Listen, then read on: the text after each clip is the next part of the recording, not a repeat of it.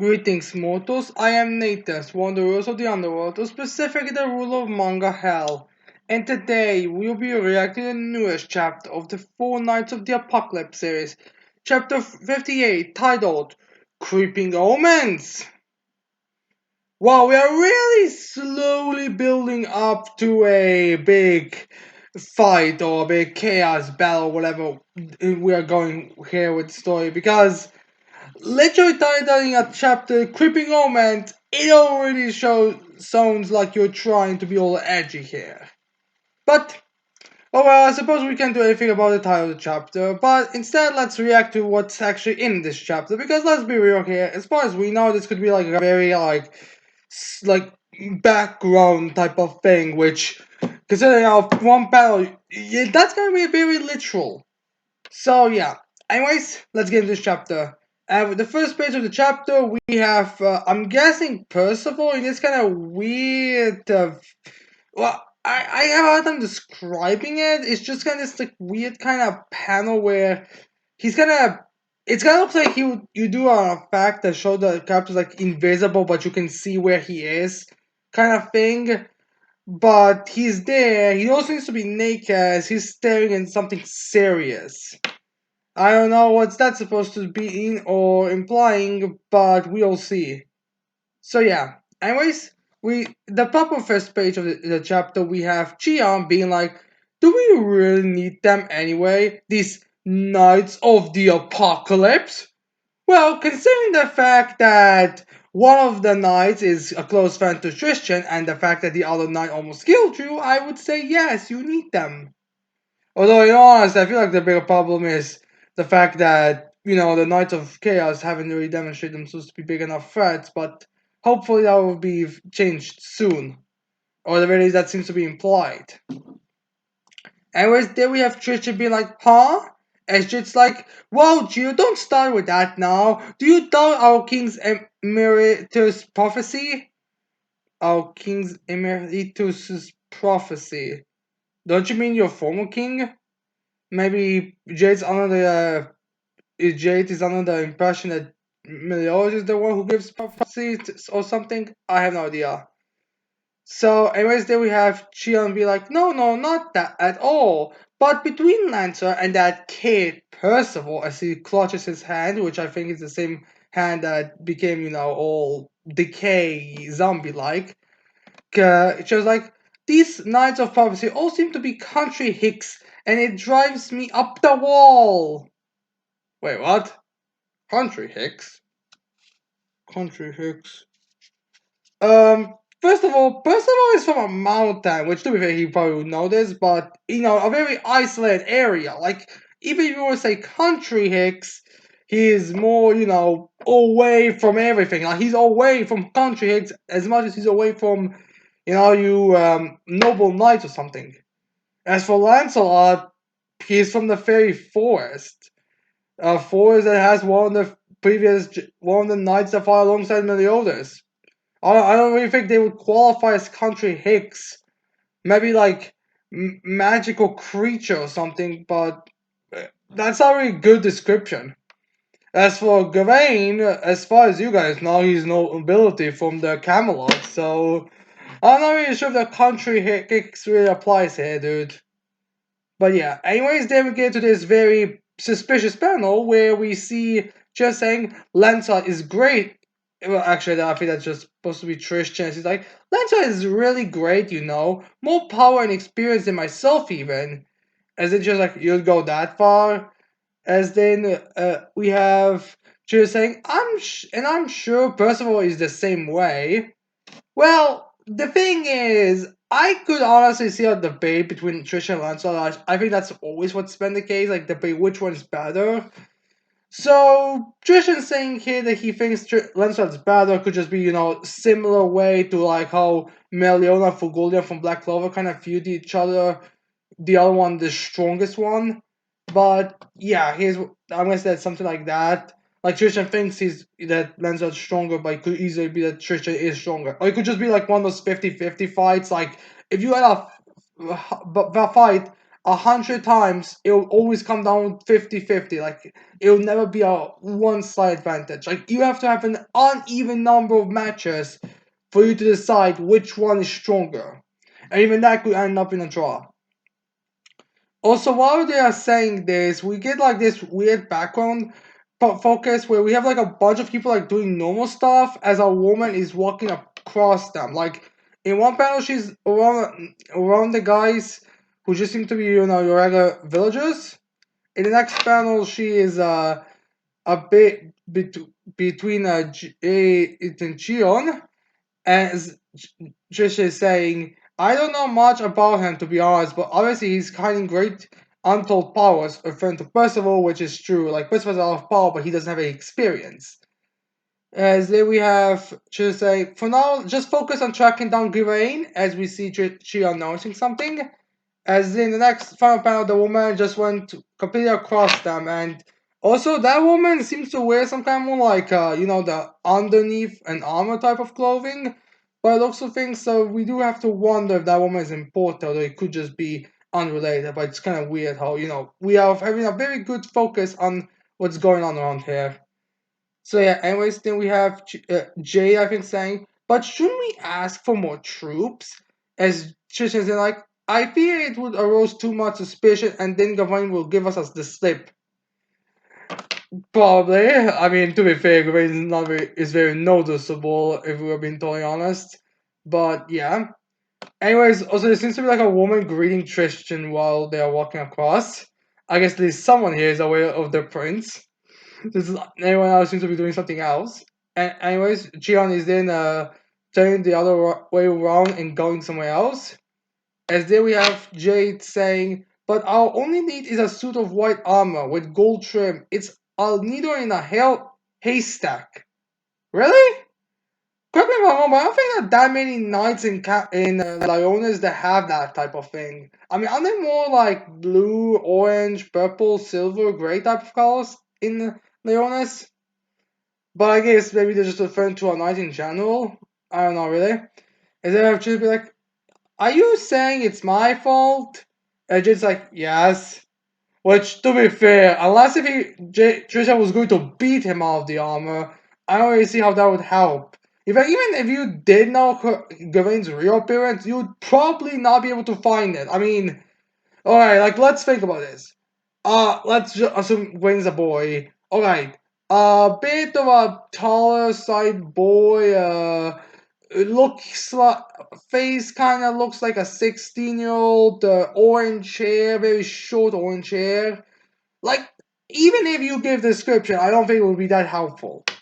You just have to look for, hopefully, for someone that will be a perfect match as well as the accurate one. So anyways, there we have Jade being like, come on, Chion, stick with us. Huh? And then we have Tristan looking behind as well, as they are looking for Chion. As then we have in the next battle Chion going past some knights to go going because away because he saw Gawain his armor. As Tristan's like, Chion. I guess they are looking for him. Which, my God, they are always starting their travels, and they are we just got introduced to this platoon there, and there are already two of their members are missing. So there we have Gawain be like, phew, which implies he's tired from it, considering everything running, which might actually make even more people think that has sunshine because there doesn't seem to be much sun, and if you know Escanor, he was like the thing where he was like on the sun, OP, but on the sun, very weak. So this armor, I would imagine, would be very heavy for him to wear. Anyways, there we have Gawain looking around, which, honestly, considering that he just seems to be like on the other side of a wall of a bunch of civilians, I have to start wondering if he's just like aimlessly wandering around. Which, if that's the case for the sunshine, which again, I have to wonder if it really is, unless if he has some kind of weird control over it. I really don't know why he like have to run for the safety and only for him to like just be randomly wandering around. Like, why not just go to a holy night or something? I mean, I'm sure they would verify it soon. Although, again, we don't know really. So as they have Chion like putting a symbol, as then a bunch of stone heads come from underneath Gawain, as Gawain notices this. As then we have Chion saying, One must always act on the worst case scenario, and your worst case is happening right now. Jion, you got your ass whooped. Well, we can almost confirm that you get your ass whooped by 3 out of the 4. Tristan and Jade, Tristan, you admit that he beats your ass. Lancelot, who Tristan vouches as being as strong, if not stronger than him. And first of all, well, your arm a few minutes ago speaks for itself now, doesn't it? So I'm not exactly sure you have any right here to speak. So yeah, anyways, they would have Trion be like, I don't believe in things like prophecies. All I trust is in and me, me and those who I believe in. Kind of weird that he cut what he said, but that could just be another one. Traitor very thing. I do know this gonna be revealed very soon. Anyways, then we have she'll be like, poor guy, some anonymous knight in the crowd. You know who would miss you around here if you died? Nobody. As he then starts crushing Gawain's armor, which I don't know if it's gonna be revealed what Gawain looks like in the next chapter, or if it's just going to be like off battle one shot by Gawain to Cheon, or if it's gonna be really someone else that's just wearing the armor. I would totally be surprised. Like there's some mystery of who the armor has and all that type of stuff. So yeah. Anyways, then we cut to the sky as there seems to be like a moon. As then we have like, wait a minute, if the moon comes so quickly and the rain, wouldn't that mean it cannot be sunshine? The reason why he ran away? Huh, I just know that. But yeah. Anyways, then we had some more on like, nope. Which at first when I read this, I thought it was gonna be like Jim like messing with Gawain, but it's actually just Percival and his group looking for it. And Percival's just like, nope, as he's using some random knight in generic armor. Then says the other guy who seems to have like a hawk helmet piece, honoring a legend, I suppose. As he's like, not him either. And then we have looking at some other generic knight. It was like, how about him? And someone's like, that's color is silver. So yeah. Anyways, then we have Nazians be like, Leonis is sitting home to quite a few holy knights, isn't it? Or to be fair, none of them actually looks anywhere near similar to Gawain's armor. So here they have Ella being like, what was that other clue we had? As Donnie's like, golden magic, wasn't it? I'm not sure if the color of magic is gonna help much. So yeah, anyways, then we have uh Perseus be like, golden magic, huh? What's that? What's that stuff like? I'm guessing he was afraid to because we don't really know what that magic does. Like once you actually think about it, what does gold color magic even do? Outside be like a different light beam of sorts. Like it's kind of difficult to tell, really. Like is it like does his magic actually allow him to create gold or something? I mean, even Shansha, I don't think was Shansha ever described as gold because I don't think it ever was. I mean, the anime figure was just generic yellow, was just generic red, and as for volume covers, I'm not remembering how they. I think there were a few volume covers and a few color pages where they actually did show the effect of sunshine, but I'm not sure on the color. I don't think it was. I mean, it was just yellow, standard yellow, nothing special. It was just orange. I can't remember exactly on top of my head. But yeah, anyways, then we have Percival, Donnie, Nazians, and Anne sensing some kind of pressure. As then we are and by the way, we have no idea what this pressure is. Is it from someone else? All we get is the pressure as we get some suffering we call badoom. Anyways, then we cut to the guy in the last chapter who we believe to be Pelgot just eating some grub and drinking some ale. He's like glub glub like here on the table as he's like as if we have a few nights in the tavern where he's eating, one of the boss is like, "Are you a traveler or a merchant? I haven't seen you before. Can you tell me what brings you here to Lyoness?" As then this guy who we believe to be Pelgrim is like, "Oh, just looking for something. And who are you then?" Oh, that's supposed to be. I'm guessing that's supposed to be this guy asking the other one. As this Holy Knight's like, I am Pelio, Ruby Holy Knight, and the head of the guard at the West Gate. Which, in case you're wondering who if Pelio is supposed to be someone significant, apparently he's a kid that was in the Seven Sins that Gopher befriended. I think he was a bit more prominent in the manga, but in the anime, they just I think had him in the. I think in the beginning, in the first episode, season 3. Well, in the manga, he was also like had a bit of a more friendly relationship with Gopher. But yeah. So, anyways, after this, we continue the conversation as we have Leon be like, we currently have our hands full watching out for hostile elements. We need to investigate anyone suspicious we run into. And needless to say, wearing a clothing that looks like you a holy knight would wear underneath their armor is suspicious as all hell.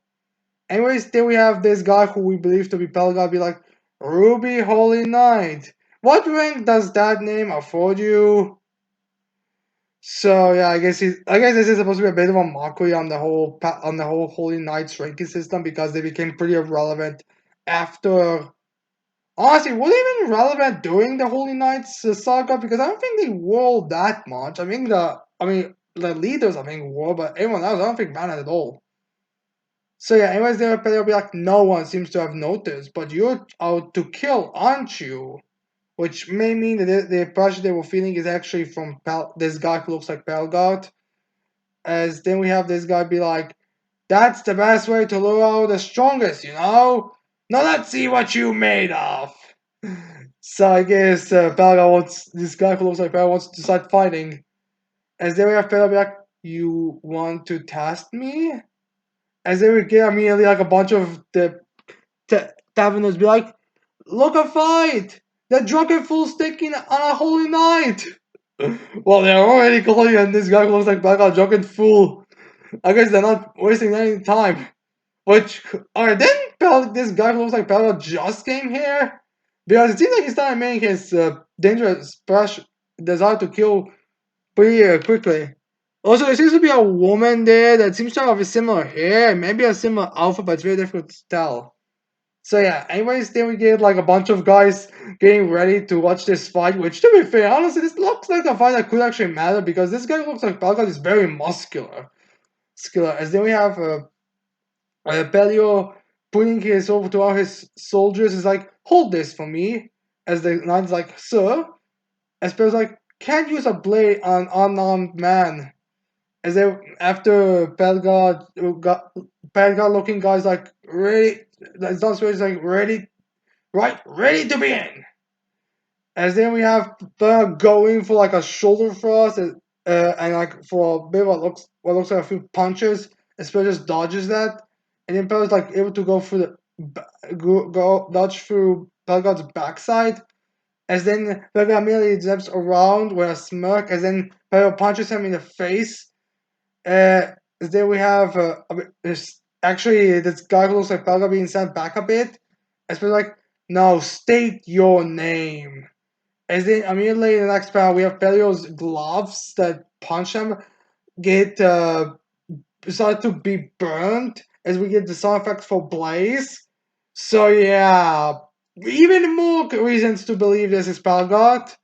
As we have the two knights who were with him be like, Sir Pelio! As then we have Pelio removing his gloves like, what on? As then we have this guy who looks like Pelgard, which actually, this one actually does make the face look a bit more, better, better when it comes to the previous chapter. As this guy who looks like Pelgard's like, I'll give my name if I deem you worthy of it. And then we get some of his body, some of the fire coming from his body sent to Smoth. So yeah, this is what we get. Now we're getting Pelgard beating the shit out of one holy knight. So yeah, anyways, then we cut to a different place as we see Lancelot somewhere looking around as he's listening to people's thoughts. As they're like, "What shall I have for dinner tonight? Wait, what rotten luck! I must tell her I love her today. I bet Mom's get real angry." As yeah, we get a bunch of that. As then we see our little girl, or Lolly, behind Lancelot, as she's like, "What are you doing out in the rain?"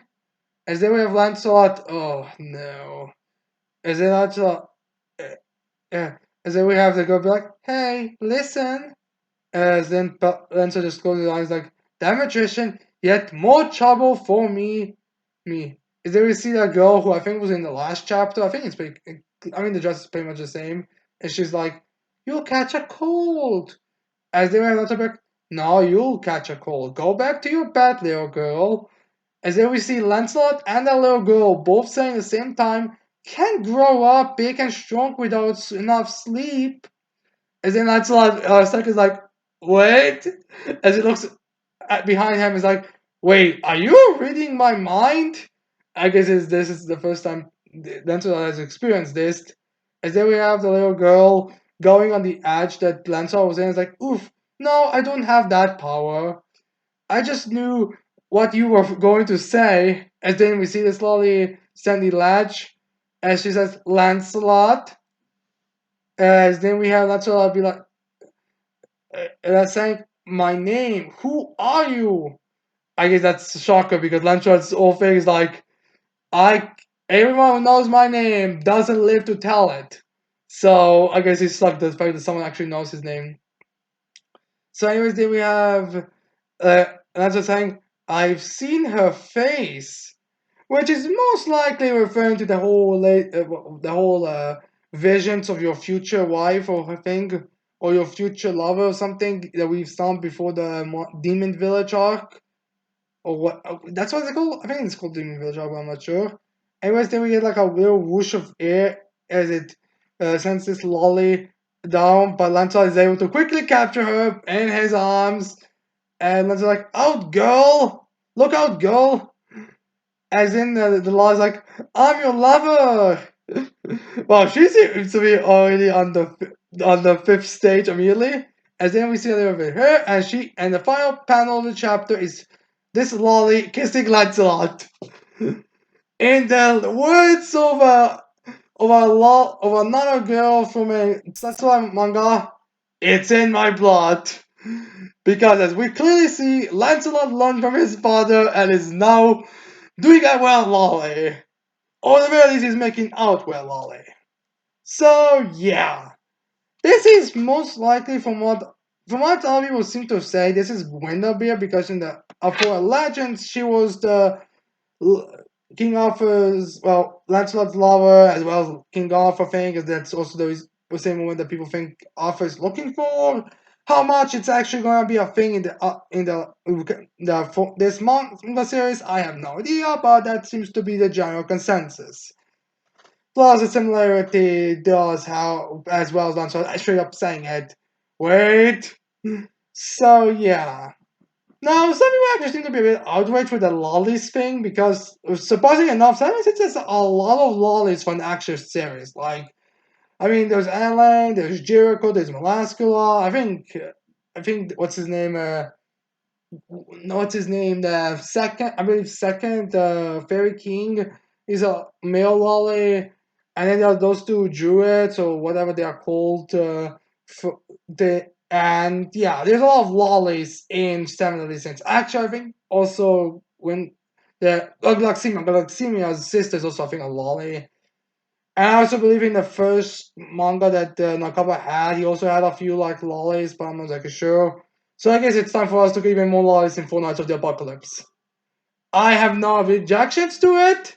By the way, when I'm saying no objection, I'm talking about cuteness, not mature stuff. So you have to be question on what exactly is going on here. And the fact that she's already kissing him is a bit concerning, but maybe she's not a lolly. Like, remember, people can like, this is a world where it could easily be like this, like a fake appearance, and she's gonna reveal her bigger appearance, or that could also be a time skipping because a lot of people are stuck in because in that vision she seemed normal, average woman, while here she's a fucking lolly. But again, Lancelot is Bun's son, and some anime characters are it's in my genes to do so. So you have to wonder on that front, but yeah. That's about it for the chapter. As for where I can see the next chapter be, I can imagine the next chapter be very similar with us like just seeing Lancelot's reaction to all this nonsense. a bit of a battle between Palgod, or there is like the end of the battle with this guy who's believed to be Palgod. I can see like Perseverance's group like coming to that area. We can also see like a bit of Chi getting one shot at by Gawain. As well as we can possibly see like the real of those two cloaked figures, because let's be real here, that we didn't actually get a reveal. Like people may say that was the guy who looks like Palga one of the cloaks, but the thing is that cloth could just be from Palga's cape, and the last time he was in a fucking cape, so you have to wonder. But yeah, anyways, this is it for my chapter reaction. I hope you like this chapter reaction. I hope you guys leave your thoughts on this chapter in the comments below. And with that said, I cannot wait to see all of you mortals next time. Goodbye.